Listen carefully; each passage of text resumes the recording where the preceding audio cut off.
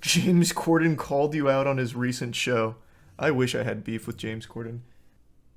What happened? So it all started with shit camp. It all started with xQc not going to shit camp and not telling anyone that he wasn't going until it like happened. Which is very standard for xQc. Usually he'll say yes to anything he's invited to, but then not show up, but he doesn't tell anyone. Like for Creator Clash, iDubbbz didn't know he wasn't coming until the day that the event happened. He's not good at communicating. There's nothing wrong with not going. I just think he needs to be better at communicating. I don't think he does it maliciously. I really think he just doesn't think to do it. People like to try and spin it as like a malicious thing. I don't get that impression. I really just think he is so focused on stream and content that things like checking in with people, updating people, he doesn't even think to do. It never at any point comes across his mind. So then after that whole shit camp debacle, everyone started dogpiling on X, and then from there, things spiraled wildly. So after that, it then became this giant thing where a breakup was made public, a stream was held where a lot of things that probably shouldn't have been public were made public, very personal stuff. And fast forward from that disaster to, was it yesterday? Yeah, was it 2 days ago or yesterday with Sliker and all the drama? 2 days ago, okay. Time's moving at such a weird pace right now. This drama's got us in like a time dilation field here. It's like the fucking hyperbolic time chamber from Dragon Ball, but instead of training strength, we're just wrapped in drama.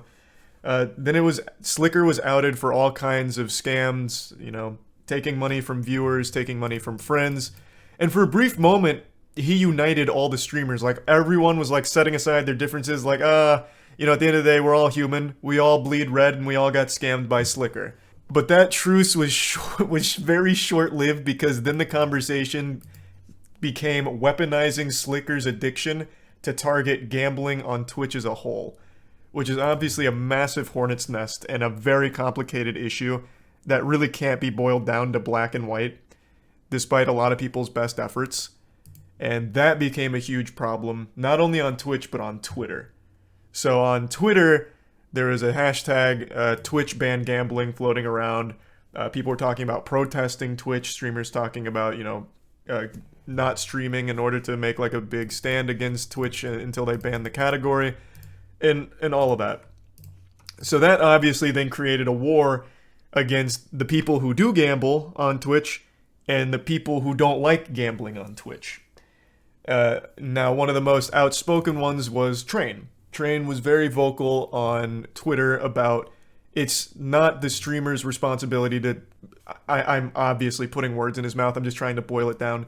The gist of what he was saying, and I don't disagree, is it's not a streamer's responsibility to care for his audience's their mental health, like to monitor them, to make sure that everyone's mentally sane. But I do disagree that it's the same when it comes to gambling. That can work when you're doing something kind of trivial, like a game with some kind of predatory monetization in it, versus something that has so many studies around it, like slots. Like, I think you can't really compare the two. But basically his argument was, you know, it's their fault if they get addicted to gambling. You can't just ban everyone outright. Train made a great point that the people that should be banned are the ones that are trying to like glorify gambling with only showing wins, only talking about gambling positively.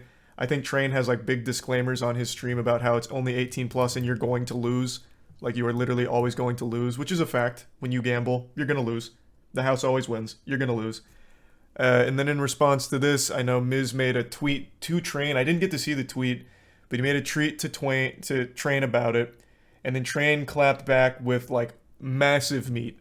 He basically made a tweet insinuating that Miz was complacent and covering up a sexual assault that had happened at some point. And then people ran with that story, saying like Miz committed sexual assault. So it got bastardized right away, just completely perverted from what Train said. And then Train clarified further, saying, no, Miz didn't commit the sexual assault. He helped orchestrate the cover-up of a sexual assault. And that's where we're at right now. So far, I haven't seen any proof of anything But a lot of people are taking everything as like a fact, and right now on Twitter, everyone's saying Miz is a sexual deviant who has sexually assaulted women or something. But I haven't seen anything like that other than just a tweet from Train mentioning it. Now, I have no clue what it's in reference to. That's a developing story that was happening right before I hopped on, so that's where we're at in this giant soap opera of this week. I think that's like the most concise breakdown of all time on everything that's going on. I don't think I missed anything. It's been a crazy week, and it all started with E-Rob's ban. Oh, that's another thing I didn't even mention. E-Rob went to shit camp. He made a video saying, I'm gonna beat up one of my viewers at TwitchCon. The viewer was a friend. The viewer was someone he was familiar with. Like, it was banter. He wasn't actually gonna beat this guy's ass, but Twitch banned him for it. Initially, it was like a 7-day ban, which is still outrageous, but then they increased it to a 30-day ban, which is criminal. And now, after that, we entered into a dark dimension. A very dark timeline. So now I think I covered everything. I don't think I missed anything. That was like the full 8-minute brass tacks on everything that's gone on Twitch this week. LSF has been eating good. This number right here, 59K online, I don't think it's ever been that high. This subreddit was dead for like 6 months. The only thing that had interaction was anytime there was like a booby nip slip or something. Then those clips would have like 8 comments and that'd be like top post. Now it's going crazy. I guess before we continue to dive into it, I'll give my whole perspective on gambling. I've said it for 6 months. I'll say it again. I think slots is a very dangerous thing. Like, it doesn't matter who you are, what your age is.